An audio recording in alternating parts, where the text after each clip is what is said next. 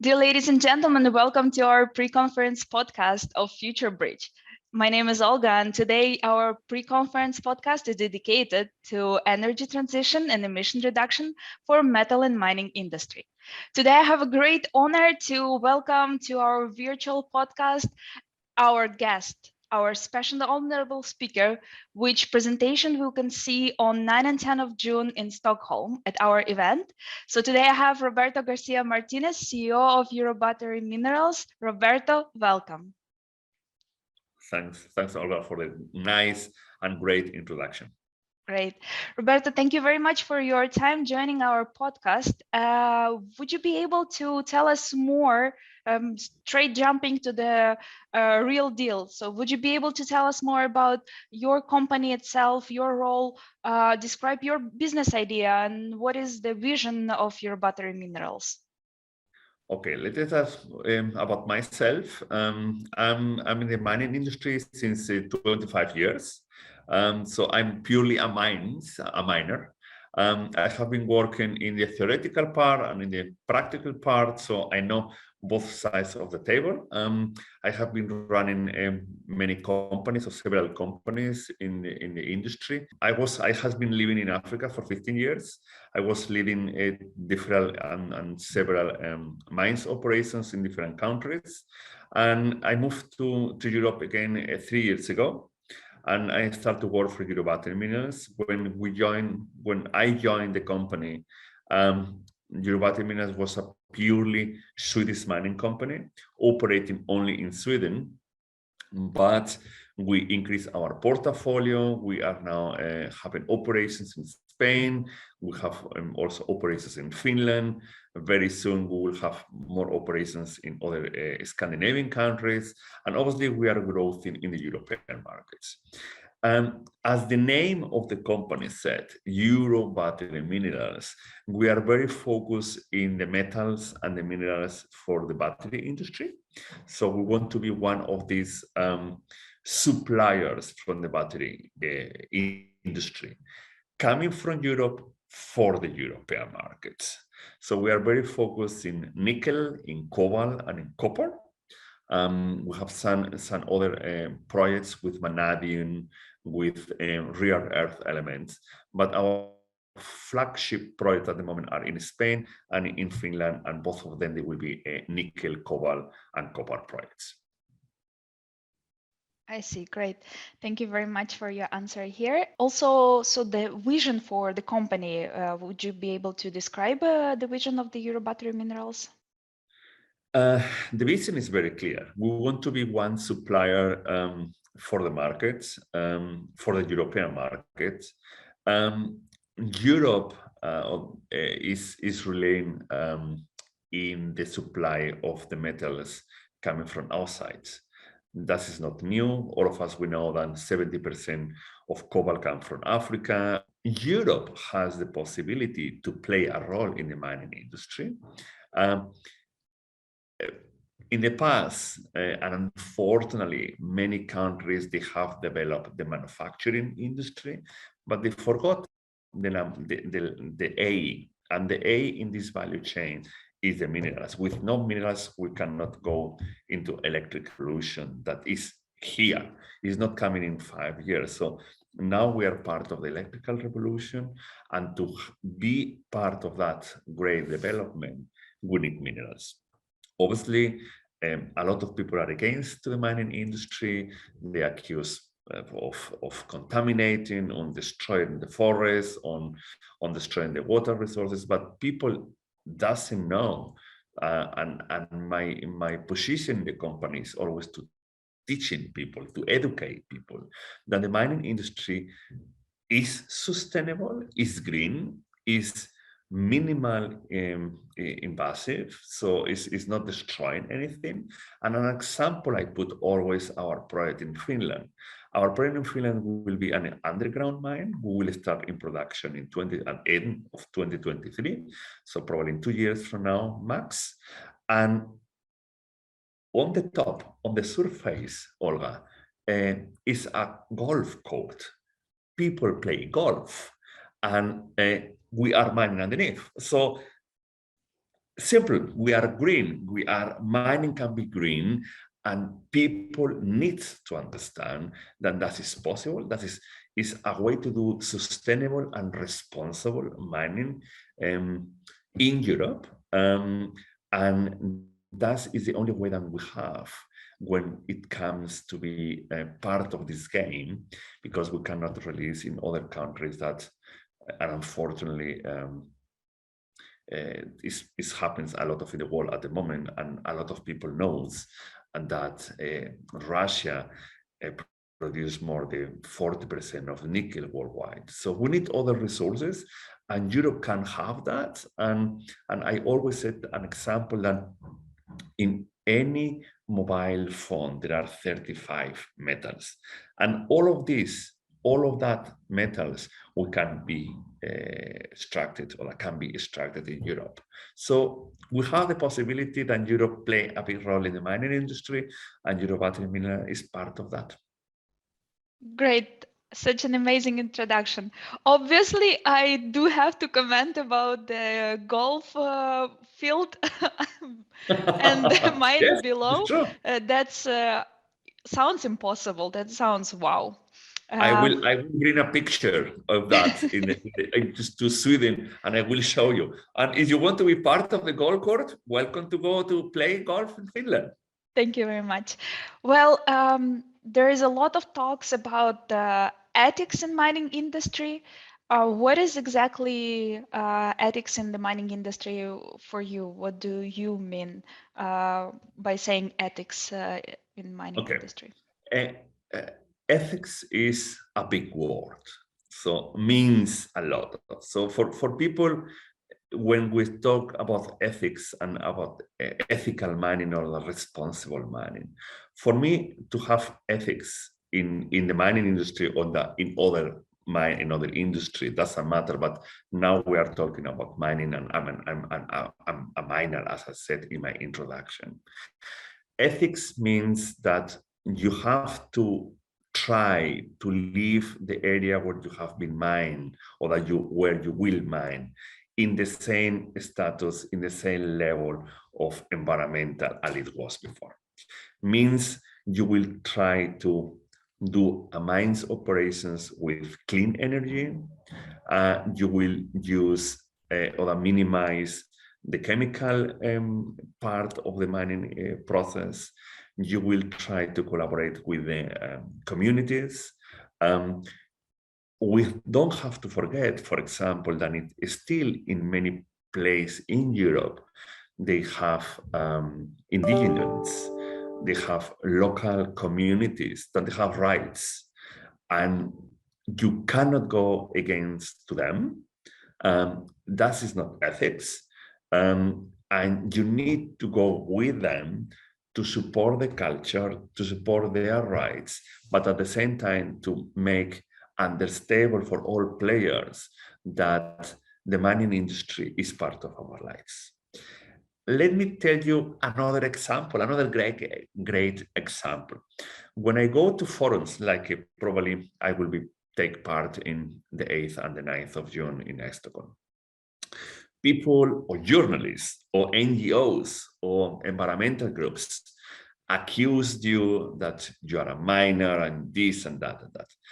And many people said, Roberto, I don't use minerals in my life. I don't need minerals in my standard of living. And I said, just an example. I hope you brush your teeth every day. So people look like now, Roberto, what are you talking about? I said, yes, if you are using, or you are brushing your teeth, you are using the tooth cream, and inside of that, you have an element that is called fluoride. And fluoride is a mineral that means, or that try to keep your teeth white and healthy. So that is just an example that from the first moment in your day, you are using minerals, and that is in your meals, with the salt and fluor, or by brushing your teeth, or with electricity, etc., etc., etc. So yes, we need to change our mind when it comes to ethics and to don't have this double moral that many people have. And we want to be electrical. All of us, we want to drive a car, an electrical car or an e-scooter or whatever. But we don't want to have our minds in our backyard. Far away from us, let's destroy other countries, other forests, and that is not ethical. What is ethical is to try to do in the best way that we can in Europe, in a sustainable way, in a responsible way. That is possible, and Europe can do that. And we are part of big organizations in Europe. We are part of the ERMA organization, to the IRMA organization that are created by the European Commission. And we'll try to put all our efforts together to get a standardization, a basis for all members of all parts in this value chain to try to make this industry more ethical. And it still is a lot to do, but not only the mining industry needs to do more ethical exercise, is other industries that also they have to do that.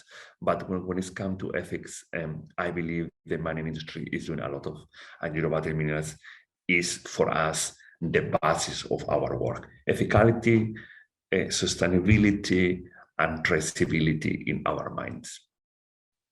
See, great. Thank you very much for your answer here. Great. Thank you very much for your answer. I have another question here. What about the guarantees for car makers and battery manufacturers that they are buying fairly sourced raw materials from you? Okay. EUROBATTERY Minerals will be a certified company. Means that the car manufacturers, and already there are car manufacturers, like I will not mention it, but many European car manufacturers are saying already that they will not buy minerals or the raw materials from a non-certified raw materials suppliers. What that means that the mines companies or the mining companies or the mines products needs to be fulfilled a list of points or of a list of necessary steps that a company needs to fulfill. For example, water resources, energy, rights, pollution, etc., etc. When all these points are fulfilled by a mining company, you will be 100% certified. There are organizations worldwide and 35 mining operations. In our case, we are part of IRMA, that is an American organization. For example, Volkswagen, for example, Mercedes, for example, Ford are part of that organizations. So as a part of that organization, we have to certify our operations, then we will be certified by the organization, and we have the guarantee of the end consumers, battery producers, or the car manufacturers. They will have the guarantee that our raw materials fulfill all the guarantees from sustainability. But let me tell you something that is very interesting. We ran a survey last summer in Sweden and in Germany. And we asked consumers, people on the street, several questions about sustainability and which role sustainability plays when consumers will buy a car.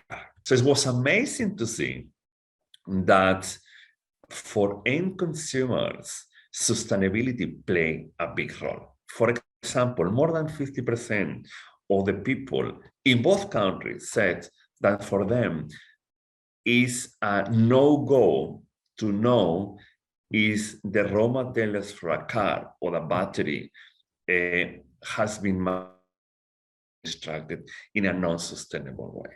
And when I said a non-sustainable way, I included labor laws, I included children work. We don't have to forget that 50,000 children are working today, not in 3 years ago. Today, 50,000 children are working in slavery conditions in Congo, extracting cobalt for the battery and the car manufacturers. So for people in Europe, that's in a break dealer, that is in a break point when it's come to buy batteries or electric cars. No one wants to drive an electrical car if they know that it has been involved children labor or the poor work conditions. For that, I believe that it is necessary, like in other industries, we have fair trade products. It is mandatory for the mining industries also to be certified that all the operations are compliant with all environmental, sustainable, traceable, ethical, etc., etc., etc. conditions to make your raw materials compliant with everything and to be sure that you are a friendly industry, protected our planet A. We don't have a planet B or a planet C. Roberto, thank you very much for your answers here. I have one more question for you.